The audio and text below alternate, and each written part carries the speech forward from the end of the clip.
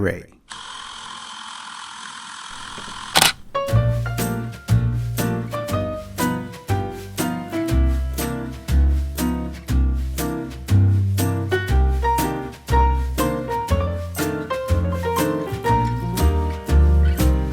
Guys, welcome back. Episode 4. Let's talk about Chu. You, that's right. Let's talk about Chu. Now, this is episode 4. Let's talk about Chu on that app that you can't put down called Netflix. That's right. I know. And that other show called Lights, Camera, Whatever that you can't stop watching. I know. And thank you for subscribing. Episode 4. Now, we talked about episode 1 to 3, all the juicy questions. And we're going to continue nonstop with the juicy questions and the conversations. And for the new listeners, this is the psychology of life and love through film and drama. Taiwanese film and drama. Let me reiterate, film and drama. So let's do that. We're going to jump right into it and we're going to get deep. So question 1. If you thought someone was the one for you, but you hate that they smoke all the time, would you stay or take the secondhand smoke? Guys, I absolutely down to my bone. I super hate the smell of cigarettes. I hate cigarettes. And I'm sorry because one of my clients is a tobacco company. I'm so sorry. I train like a lot of high position people in that company. I am happy to help your reports and help your negotiations and write your emails for you to sell your cigarettes. But personally, I hate cigarettes so much. Let me tell you why I hate cigarettes. Because there's no ethics behind it, right? I think they're putting the child with the lungs and the cancer information on the box, right? I mean, people say we die. Okay, let me tell you, the one thing that they always say, we're going to die anyway. In Chinese and English, I hear that all the time. We're going to die anyway. 有一天一定会死掉. I hear all the time. I'm like, well, don't you want to live like a little bit longer? Like just a little tad bit longer? Just a little bit? And you're kind of giving people around you like secondhand smoke, which could also give you cancer. Like, do you know that? But you don't care, right? So because in the show, there's a smoker, right? There is a smoker. I'm not going to say who. You got to watch it. Episode 4. And the thing is that yes, you might look cool smoking a cigarette, right? I totally understand, right? You might look cool, but it's a cigarette, guys. It can give you cancer. It's plain and simple. It can give you cancer. Just like that. That's it. That's plain and simple, right? And it's shortening your lifespan. And no matter how much amount of sweat and workout you do, you are literally killing the air you are literally killing your air. I love air. Air is like amazing, right? Imagine you had like problems breathing because you've smoked a cigarette. Now, but if you knew someone was the one and they were the one that you really, really, really wanted to be with, but they just could not stop smoking and you had begged them, please stop smoking. Now, I will kind of date you for a while, right? Because I think like, okay, I really, really like you. And like I said, I'm a connector. I'm a person. Once I start loving you, like I go in deep, right? But after a while, I would say, hey, because once I start to care for someone, I would start to care for the whole package, the mental, the physical, everything. And I would say, hey, you should stop smoking. And I know I will be nagging. I will be the nagging boyfriend or fiance or husband, but probably won't get to the husband because if you can't stop smoking, it won't even get to the lover part. Yes, I said that. Now it says if you thought someone was the one, but you hate that they smoke all the time, I couldn't stay. I couldn't stay. I couldn't stay at all. Right? I couldn't stay because I know that you're killing yourself. And I don't like kissing girls that have like smoke in their mouth, the taste, right? The taste of cigarettes. I'm talking about cigarettes. I don't like it, right? And it just, I just hate it, right? Personally. Now, guys, I'm not telling you not to smoke. This show is not telling you, say, hey, you are bad, you smoke cigarettes. If you're a grown man, legal age, guys, legal age, and this is what you want to do, you go ahead and do it. Because like I said many times, you are your choices. That's all I'm going to say. You are your choices. You do whatever it is you need to do. That's exactly what you want to do. be my guest. But for me personally, no.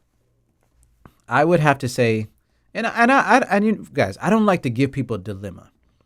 And it's really sucked. Like, this person is really, really great for you. It's just that they smoke all the time, right? That's why I asked this question. They could be amazing for you. They could be good in bed. They could be good cuddlers. They could be great for conversation. It's just they smoke all the time, right? And I don't like to be the picky type, but if you're doing something that is literally killing you slowly, and guys, I'm a very sensitive person. I want to be with this person as long as I live. I don't want to one day lose you as my partner, as my wife or fiance, because you smoke. And I warned you 1,000 years ago, right? So why put myself in a situation? I just won't do it because I don't want to put myself in a situation where I reminded you thousands and thousands and thousands of times, don't do this. But you do it anyway because you can't stop. So I got to go. That's just my personal, guys. If you're okay with people smoking, but I have to say the ethics behind it is unethical. It's because people are smoking around, and this is why I want to mention it. You're smoking around your child. It drives me nuts to see people smoking a cigarette and there's a child in his arms. I mean, you are literally, guys, I have to be sorry. You are evil. If you don't love that child, you don't love that child. I don't care what you say. You do not love your child if you are smoking a cigarette. I don't care how much you lean to the left or lean to the right. Unless you're like an NBA basketball player and your arm is that long, or you could put the child on the other side and you can smoke the cigarette. Okay, even then, secondhand smoke kills, right? And next time you look at the cigarette package, please imagine your child. And I'm not encouraging you to not smoke. I am encouraging you here. I am trying to stimulate you here to think about your child. Think about your partner, right? And evaluate yourself when you're dating someone who says they want to have kids that smokes. Please remember that. If you want to date someone and they're talking about kids and they can't stop smoking, please think carefully. Because that smoke is going into your child's lung, and which will stunt the child's growth. Stunt the growth means slow it down, right? Next one. If you were single too long, would you reconnect with the old flame? Guys, I don't really like going backwards. I don't really like going backwards at all.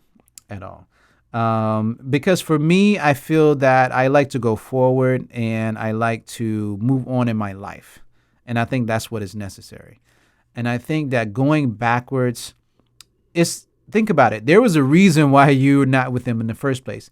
Now, I have to say, let me repeat this.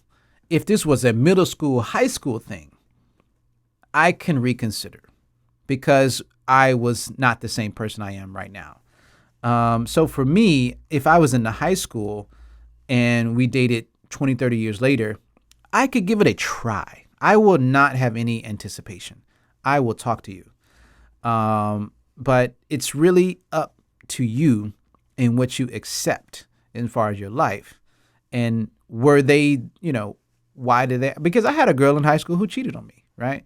If you were someone who cheated on me, there's no second chance. I'm sorry. I will literally forever always remember that you cheated on me, even if you're not the same person. I just can't do that. So if you're single too long, would you reconnect with the old flame? No. 95% probably not. I could be your friend. I could be an amazing friend because for me, I know how to separate love and friendship. I can separate it easily because I'm just a cold person like that. Once my heart is locked, it is locked. So I can't. Now, the next one says, what would you do if you catch feelings? No, so let me repeat that. What would you do if you catch your best running mate starting to date someone? Now, I don't have a running mate, but I want to talk about this question because I have to remind everyone out there the benefit, the success, the amazingness of just openly communicating with someone, right? You have to be able to communicate. And I have to tell you really clearly, if someone is out there doing something that you don't like, your partner, this probably because something was not communicated clearly. That's exactly, something was missed. 95% that's the problem. Or there's something in your relationship that's not going well and they went out to go find something else. That's exactly what that means, right? If you catch your best running mate. Now remember, this is your running mate. I don't have a running mate, but I'm telling you, this is your running mate, right? You guys made an agreement to just be running mate and not friends, right? I mean, just to have sex, that's all. But you can't be angry for people changing. Maybe some people get tired and start to feel like, hey, I'm tired of this. I really want like love. I don't want like these quick booty calls, right? I want something in the morning, like a cuddle, a hug. I want like a breakfast with you, not just like 11 p.m. Please come satisfy my needs and see you. There's some people who could do this for the rest of your life. I really can't do that. But there's some people who probably could be a running mate their entire life. But eventually, I think someone will see something or feel something and feel like, you know what? I think it's time for love in my life. I think I want something real. I want something that I can, something tangible, not intangible. Because running mate, I think is intangible. It's quick, it's done, move on, right? But eventually, you walk around, you see couples, you see movies, you see, lights, camera, whatever. You watching the YouTube, my channel, right? You're listening to it. You're looking at my YouTube shorts. And you're just thinking, you know what? I think I want love. But originally, you got to go. This is going to be many, many questions later. You want to. But the reason is that maybe you were scared of love originally, right? So that's why you keep having a running mate. But everybody meets that. I'm going to tell you, everybody's going to meet that one running mate who they don't want to be only a running mate. I guarantee it. I guarantee it. One day you're just going to be like, man, you know what? This is too great. Like, I don't want you to leave. Can you like live with me? Like, could we like meet tomorrow? McDonald's for breakfast. Sorry to mention McDonald's again. Can we meet tomorrow for breakfast? I do love that double. I forgot the name. It's like a double stack in the morning. Hash browns are really like, hash browns are the devil. But anyway, whoever created hash brown, you're going to hell. Can't stop eating these things. But think about that, right? If your running mate started to date someone, could you be angry when that's the conditions that you agreed upon? That is exactly the conditions that you agreed upon. Think about that, right? So if they go out and find love and you're upset about it, you've lied to them because you're not their running mate. You had feelings for them originally. Now, I don't have running mate. I'm just reminding the people out there who do have running mates to please wake up. You need to determine if this person is just a running mate or you were gradually falling in love with them. That's exactly what you need to determine. That is a real situation. So you need to be very conscious and cautious. Let me repeat that. Conscious and cautious of this situation. Yes, you might say that you guys are running mate, but you deep inside, deep in the core, the nucleus, you love this person in some weird or odd way, but you are hiding on the surface to say, oh, he's just my running mate. That's it. Don't lie to yourself, please. You will only hurt yourself. And that's it. Now, here we go. If you are always lonely, should you start to worry, enjoy the single life, or be patient? Let me repeat that. If you are always lonely, should you start to worry, enjoy the single life, or be patient? This is a heavy one. I have to say, the worry should come in when you have given up on all effort to even try to date. And when I say try to date, I'm not talking about finding a guy. First of all, I'm talking about loving yourself. You have to love yourself before you love someone else. And let me repeat that. Love yourself before you have room to love someone else. Because if you're going out there loving someone else and not loving yourself, you are just fitting yourself to their standards. And that means you are just filling the ego gap, right? You just being what they want you to be, right? Because you don't have enough ego and strength to love yourself. Your ego has been crushed. So whatever they want, you just be. Now, why I say that, that's for the worry side. It is okay to be single if you haven't found the one. And when I say worry, I say you are not taking care of yourself. You're not working out. You're not eating healthy. If you're eating unhealthy, but at least working out, okay, not too much to judge you on. But if you're just not doing anything, that is a problem, right? And that's why I say you should start to worry.